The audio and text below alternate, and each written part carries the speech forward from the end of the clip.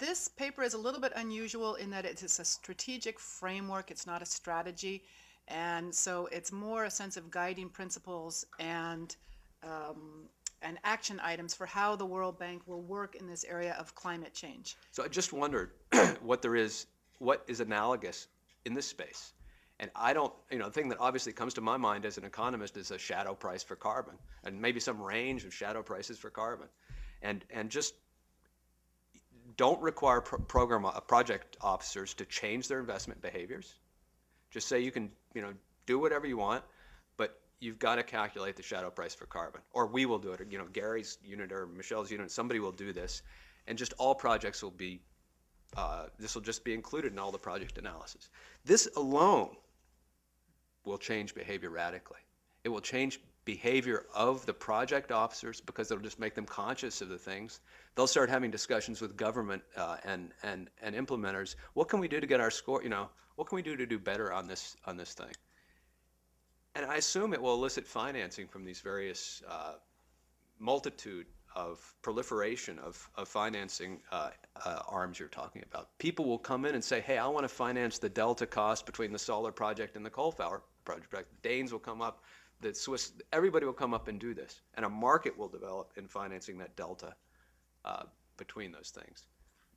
Picking up on the comments made by my colleague Eduardo about greenhouse gas accounting and carbon shadow pricing, which of course is an issue that many of us at WRI have been quite enthusiastic about the possibility of greenhouse gas accounting and carbon shadow pricing as not a way to try and impose new conditionalities or new restrictions on what it is that developing countries should be able to pursue as development objectives, but rather to be something that in fact prompts a different way in thinking about what the options that are available might be, and in fact lays the groundwork for going to the developed countries who do in fact have the responsibility of meeting those different, the additional costs of taking a lower carbon approach.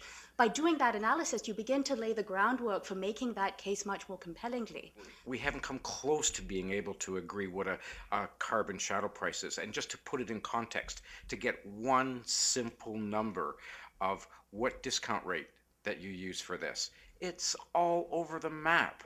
We brought in 2 Nobel Prize winning economists to try to break this nut, and they couldn't agree. The World Bank is a development organization, and so the paper is meant to articulate the role that the World Bank will play in this area for a fairly large range of stakeholders. The World Bank probably has more stakeholders than many other organizations. We have our Part 1 shareholders, we have our Part 2 shareholders, we have a large range of private sector, civil society, and other groups that articulate their ideas about what the World Bank should be doing.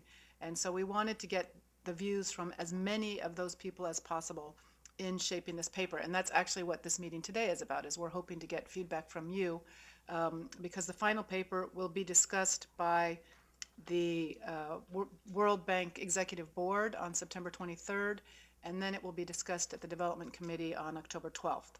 The bank played a huge role in reorienting the trade policy discussion to consonance with the poverty discussion, and felt no hesitancy about going into the halls of the powerful in the developed world to make that case. So why not do it in this case as well? We're looking at kind of what are we going to do for the next 3 years, not the next 15 years. Because the negotiations that are going on are really going to frame what the World Bank ought to do in the long term. We're not going to know that for about 3 years. If we're lucky, we'll know that in 3 years. And as my great fear really is that 50 years from now, and I'm probably one of the few people in the room who might actually still be sitting around this table in 50 years, is that we'll be sitting around here and having the same discussion, and the only difference will be that we will be saying, in effect, too late. We lost the chance. We're past the tipping point. And at this point, we're just doing adaptation. That's all we can do.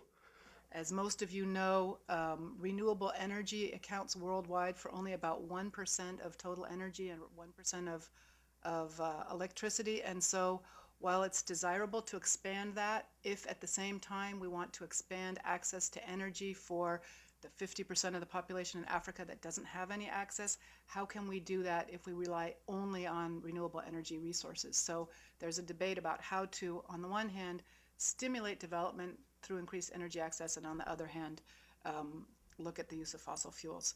And I think that that overall context of an energy market that is going, and again, on a global basis, going through a historical transformation, and that these dramatically higher prices, not just for oil, but in many cases for coal and natural gas, are going to change the economics and generally make it more economical to invest in the low carbon and zero carbon technologies.